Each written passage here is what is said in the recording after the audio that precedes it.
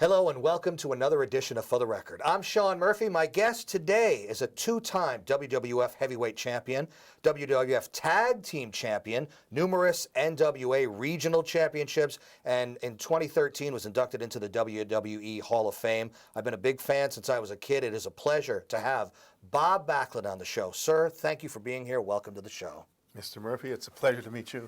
And one of the things we're going to talk about today is Mr. Backlund has a book out. It's called Backlund, From All-American Boy, who you remember him in his wrestling days, to world champion. Started out as All-American Boy, and professional wrestlers, world champion is what he became. But this book is not necessarily just about wrestling. It's more of some core principles, and we're going to get into that. First of all, I just want to go back in time with you because your story starts way back when really you weren't even wrestling. You actually were doing some football first, right? Oh, yes. All right, so let's go. How far do you want to go back? High school, junior high, just really when you want to get into it, when all this started for you? Well, it started like, I want to explain to people that I had a father that wasn't a very good drinker. Yeah. And I went out for actual sports to not have to go home. I went out for football, I went out for track, and I went out for wrestling. And I didn't like sport. I didn't care about them. I got beat up all the time. I didn't want to go home. That's why I started out going out for sports. But later on, after I'd been doing it for years, a couple of the sports kind of kicked in. That's the foundation. Yeah, and football and wrestling, really, at some point. Now, for football purposes, this always happens when we talk about people who were playing before, like this current crop where you're a specialist in football. Back in your day, you did it where you were playing both ways, offense and defense, right? Yeah, I was pretty driven, and when I played in Waldorf Junior College, I never left the field, and I was still ready to go at the end of the game.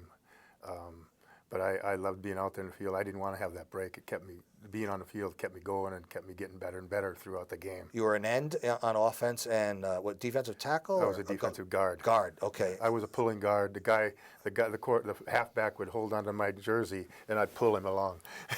Yeah, and everybody knows you as such a great wrestler, but they may not be aware of the success you had in football. You went to a national championship game in football, right? Yeah, I played at North Dakota State University, and we were in the Camellia Bowl, and I won a national champion. I'm probably one of the few people that won a national champion in wrestling and in football in the same year, in probably like less than a 2-month time period. And people might not be aware of, and not just you, but your whole defense was so stout and just gave up so few yards and points. I think the average of the other teams was like 2 points a game. Their offense was scoring. One of the years that I played at Waldorf Junior College, the teams that played us only scored 2 points. That's amazing. Now, there's a tie in football, locally, regionally for us here, too, because in your early days, you actually played for a coach that was involved with the New England Patriots and the New York Giants, right? Yeah, Ron Earhart was my football coach at North Dakota State University, and Bucky Mond was my wrestling coach. Bucky Mond's wife was from my hometown, and I met him at practices because she had a brother that wrestled on the same team. So I met Bucky Mond when I was in 10th grade, and he got to learn how I was. And matter of fact, he wrestled and beat me up the first time I was there. And I'd been working out hard, trying to get better, and nothing really was kicking in. But from the time I was a 10th grader and a junior year, he came back my junior year, and he said, "Who's that guy over there working out?" And he said, the coach said, "That's the same guy you wrestled last year. That's Bob Backlund." He said, "I'm not going to wrestle him this year." Wow. Because of the difference I made in my body. But he put in his mind, I want that guy on my team. He knew. I want that guy to wrestle for me because nobody ever had to tell me, go over and work out harder. No coach had ever told me that in my life. Right. At the end of games, when the other players were like leaving because they were tired, they just played a game. You went into the weight room, didn't you, after games? Games and practices. And practices. I'd do my weightlifting. I'd have one of them spot me. They'd be walking by, and I was very, very, very motivated to stay in shape. And I just no coach, nobody, it was focused and do it on your own. I think it works better that way. Now, where was the point where suddenly a transition began, where it started turning to wrestling more? Well, when I was in high school, there was six principles that I learned from amateur wrestling. 6 core principles. And when I got done with my senior year, I knew I was ready to go in the world and test those 6 principles and to see how they work. What were those principles? One was you got to show up on time. Important. If you don't show up on time, you might as well stay home. Right. So many people don't do that too. You know? The other one was treat people how you want to be treated. Absolutely. The golden rule works every time. Absolutely. And then the first one, as far as the wrestling goes, was hard work does pay off. I learned something about that in amateur wrestling, and I doubled up on how hard I was working. 2, you never give up. Nope. You can't quit. You can't let up. You can't stop. And then your mind has to be right, Absolutely. or you're going to lose completely. No matter how good a shape you're in, no matter how this or that, your mind has to be prepared in the proper way. Now, back to Fargo, North Dakota, where you were going to school, I think you had mentioned one of the first wrestlers you bumped into was superstar Billy Graham. Was that right? Well, Ron Earhart, you know, you think about the guy, and he was a very professional person, but he didn't have a weight room. Right. I went to Fargo, North Dakota, the YMCA there, and did my workouts. And I was very religious about it. And when I was there in 1971, Billy Superstar Graham was going to perform at the Civic Center in North Dakota State University. He's in the gym, in the weight room, doing curls, and I'm doing bench presses. And we run into each other, and we shook hands and stuff. And the last thing he said is, do you think you'd ever get into professional wrestling? And I came up with a no right away. And we went our different ways. Wow. But then, and this is one of the highlights of my life, I'm standing in Madison Square Garden. I'm looking at the guy with the belt on there. He's got the WWF title belt around his waist, and I'm going to get that night. It was Billy Superstar Graham. Wow. The guy I met in Fargo, North Dakota. Guy you said no to originally, that you would never be a no. professional wrestler. And, you know, when I played 1 year of semi-pro football in Illinois, after that 1 year, I was driving back to Princeton, Minnesota, and there had been guys that were there for 10 years. I found out there wasn't really much of an opportunity to get ahead out of that system. Yeah. So I said, you know what, I'm gonna try that professional wrestling. I knew of a gym in Minneapolis. It was called the 7th Street Gym, and I went down there and got a membership. And that's where the wrestlers worked out. And the guy that ran it, and I didn't know this at the time, but he had a school in the back for professional wrestlers to train in. And while I was there for a couple of weeks, and he watched me work out, and he must have saw something, but he came over and asked me if I wanted to train in the back room. His name was Eddie Sharkey. And I said, yeah. I said, how much? He told me, and I had to go to work and save up some money. You know, you don't get anything for nothing. Yeah. So I saved up some money, and I gave him the money, and I went through the system. Yep, and that's how it kind of all started right there. Now, later on in your career, after you stopped wrestling, you decided, you never stopped, by the way, with health and fitness. That was always on your mind. You're probably in as great a shape as you've ever been in your life, even today, right? And how old are you now? I'm 66 years old. In an amazing shape. And you have followed sort of a path of a Jack LaLanne. I mean, he's a guy that you kind of pattern your healthy lifestyle after, right? Yeah, you know, he was a great person back in the 70s, the 80s, and 90s. He lived till he was 96 years old. And actually, he was actually in the professional wrestling business out in California. Is that right? His Wikipedia kind of mirrors mine. He had some products that he developed for exercising. I have some products that I developed. The Harvard step test, I have a box that I fold up and unfold, and I do it on there, and the wheel. No but kidding. We have a lot of things that we did similar, and I really respect the guy, and that's one of my goals, is to try to mirror what Jack LaLanne did all those years, as far as inspiring people and getting to work harder, getting the young people to get out there and achieve and succeed. Now, this book, I mean, there's some great wrestling stories in there, great history, but it isn't just about wrestling. It's about, like you had mentioned before, your core principles. I mean, there's a sort of a psychology to it. It's what you believe in, and if people read this book, you don't want them to simply just read it and then throw it on the shelf. You want them to almost live the book, right? Well, let me tell you a story. I was at Madison Square Garden. And they had the NCAA tournament there for wrestling. And I'm there signing this book. There was a dad and a son that came up to me and where I was signing, and the son tells his dad, "I'd like to get this book." And the dad looked at him and said, "Are you going to read it?"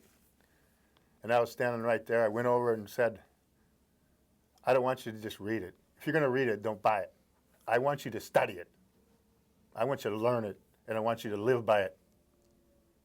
And he bought the book. And the amazing thing was, about 3 weeks later, he went back to North Dakota where he lived. I went back to Connecticut. He called me on the phone. His name was Zachary. He said, "Mr. Backlund, I read the book, and I'm definitely going to study it." And then a couple weeks later, he calls me and asks me a question. He asked me if he should bend the core principles. I said, "Never bend them. Don't bend them at all. In the long run, you're going to be happy you made that decision." And he hung up the phone. He called me back 3 weeks later, and he said, "You know, I called you last week and asked you that advice about should I bend the core principle rules. That was for my brother. My brother won. He got ahead because he stuck with the principles." And that was one of the most memorable things I've had since the book come out, because the young man, because he changed his life. Yep. Temptation did kind of creep in there, but stayed on the straight and narrow. One of the things about the book, Roddy Piper wrote the foreword for it. How'd that come about? Well, Roddy Piper, he started his career out in California. I'm out here in the WWF, wrestling as the WWF champion. The promoter out there called and said, "We want Bob Backlund to come out and work with this guy. We want him to go 59 minutes and 30 seconds.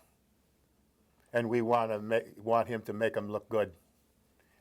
And they had me go over to Japan and Honolulu and wrestle. And then I stopped in California to wrestle him in the Olympic Theater. It was Roddy Piper.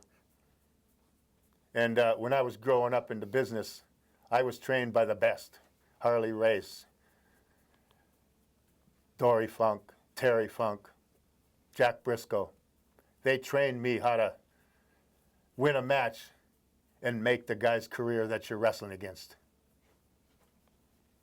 And I did that with Roddy Piper, and he wrote the foreword and did a heck of a job and actually told a story about how I made his career better. Outstanding. He was a great personality and great wrestler too. You mentioned promoters. You had a strong affinity for Vince McMahon Sr. Talk about that a little bit. Well, Vince McMahon Sr. made some promises to me, and I didn't know him very well. So I didn't know for sure if he was going to keep the promises. And he kept them.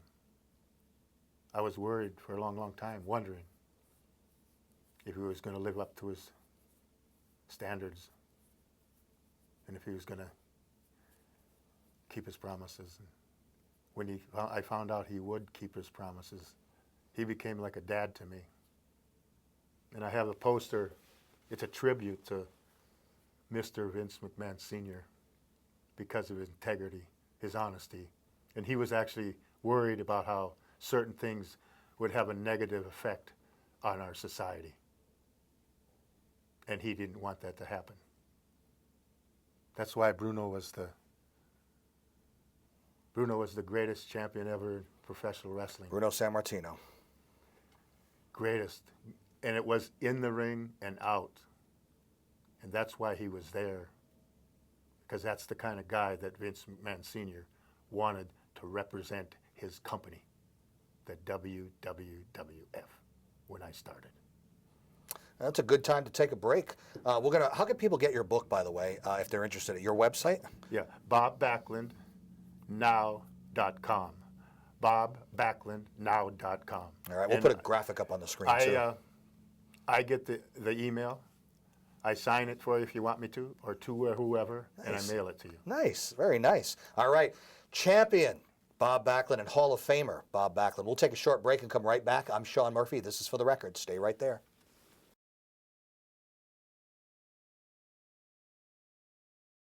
Welcome back to For the Record. I'm Sean Murphy. I'm here with WWE Hall of Famer, former great, he's still great, Bob Backlund is on the set today. We mentioned, your affinity. I don't like the word former. Oh, then you still are, because I don't want to get. I never use the word former. I don't want to get beat up on my own show, so you And still. I don't even like being a legend. I'm You're me. the all. Can you be the All-American boy still? That's what I like to be. Okay, Yeah. All-American boy, Bob Backlund. The All-American boy. Whatever he says goes. It's not a. The All-American boy. You talked about your affinity for Vince McMahon Sr. Really, you're still working in the WWE. You still do. You were on Monday Night Raw as we taped this. You were on last night. You do like a sort of health tips, right? No. I'm mentoring one of the wrestlers. Okay, on NXT, on the one of the early wrestlers, the young wrestlers. No. Darren Young. Okay, Darren Young. I'm mentoring. He got down a little bit. Kind of had some things happen, and he just needed, he's a great guy, but he just needed a little spark. You're the perfect guy to do that too, to bring him up. Well, that's what I'm doing. That's why I've been on Monday Night Raw. It's been exciting, but that's what I'm doing, and it's actually, I gave him the book, and I said, if you read this book, you're going to learn so much, and you're going to see things, and you're going to get out there and do them. It's going to make you climb the ladder of success in just about any business you ever get into. Was he kind of starstruck with you because you're, such a legend? Well, he'd been in wrestling for a while. He just got down a little bit, but he's very respectful, and that's part of it. But we have our ups and downs. But and I don't like to, you do it. You don't talk. You don't say why or what or where. Just do it, and get it done. But you live your life, even more healthy than you probably did back in the day, and that's really part of your, positive and just health-wise, right? Oh yeah. When you wrestle, it pays to have some body fat. Yeah. I'm 30 pounds lighter than I was when I wrestled. Wow. And I lost the body fat because you don't need it when you get old. But when you're getting thrown around in the ring, it's good to have that little weight just for cushion, because the shock doesn't get to your bones as much. But you were muscular, jacked too, though. No, I was never. I looked okay, but I didn't get jacked up like the steroid guys do. Yeah. Unfortunately, I didn't believe in any kind of chemicals at all. I would completely never, natural. Yeah. No, I worked hard, and the hard work paid off. And a lot of the guys that played the games with the stuff. They're not here right now. Yeah, unfortunately. I'm still around. That's and right. I'm still going strong. That's right. And actually, I'm getting better than I ever was. You're not retired. We don't use the word retired. No, I don't think it's healthy for you to retire. Yeah. You get out there and you do stuff, and you go ahead and take on the challenges. And I got plans for 10 years from now, what I'm going to be doing and where I'm going to be. And my mission is to inspire as many people as I can to do good things. Quick story about me. Back in my high school days, I was wrestling. There was a wrestling tournament in Glastonbury, Connecticut, where you're from, and I was on the Nautilus with some other kids, and Bob Backlund yelled at me, or not really yelled at me, he said, "Hey guys, you got to get off the Nautilus, because it's not good to do that right before you're going to wrestle." So you were smart, I was dumb, but that's my story about you back when I was a kid. All right, now what I want to do is I want to go back to the past, and when you think of the year 1985, tell me what you think of.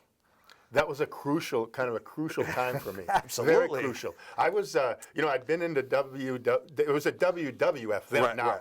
And I'd been the champion for 6 years. It was 6, great years. Every day was a pleasure. I'd get up in the morning. I couldn't wait to get out in the car and drive to wherever I was going to go. Couldn't wait to get to the ring, because it was my goal in professional wrestling was to entertain people at a top level. Right. Versus in college, you try to win. Right. The win was entertaining the people as the best as I could in the ring. And I had the championship for 6 years. In 1985, I was thinking about the past and nothing about the future, because what am I going to do to make my life better? What could you do to what's going top to what happen you've already done? to top that? Yeah. So I actually found a book that that I read. It's called Think and Grow Rich by Napoleon Hill. And it was one of the best motivational books probably ever written. That book got me thinking about the future. And that book got me not thinking about the past hardly at all. because the future is where it's at. And I can promise you today, my future is much better than my past ever was.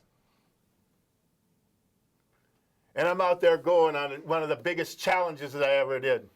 I'm going to mirror what Jack O'Lane did in life. I have a book. That's right. And there's a road in this book to a happy, healthy, successful life. And I'm excited to do that. I'm energized. I want to meet you, and I want to inspire you, because you're going to inspire me at the same time. You're going to beat me up, right? And this book has a lot of quotes from Think and Grow Rich.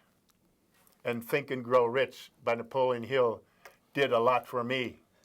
He's quoted at the beginning of every chapter. I want this book to do the Think and Grow Rich did for me. I want this book to do that for you. Tell everybody who Napoleon Hill is. Napoleon Hill is somebody that Andrew Carnegie, he ran the steel industry. He wanted somebody to write a book and explain why he was successful, why Edison was successful, why Ford was successful. And he gave this Napoleon Hill a road to be able to get contact with these people. Napoleon Hill figured out what each one of these people had in values and principles to make them successful, and he wrote the book. In the back, he has 17 keys to success. I read those every day before I went to bed for probably 2 years. I read the book a ton of times and studied it because I wanted to indoctrinate myself to all the things in the book. The fifth principle of success was to go the extra mile. And we're going to go the extra mile. Tell me what it was like writing the book, because there were some things like you didn't want to have somebody telling you what you could put in the book or what you couldn't put in it. You didn't want any of that over-editing stuff, right? No, I wanted the situation for this book to be in my words and how I put it. And I'm very happy with a lot of the people's comments, because some people are saying, and it's directly from me.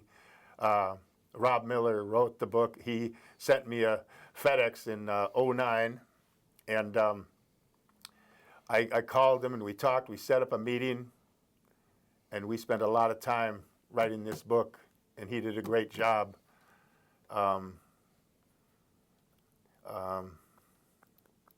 it's available. Yeah. It's out there. But anyway, it took us 5 years, but it was a great time, and he did a wonderful job. And it's just a true story.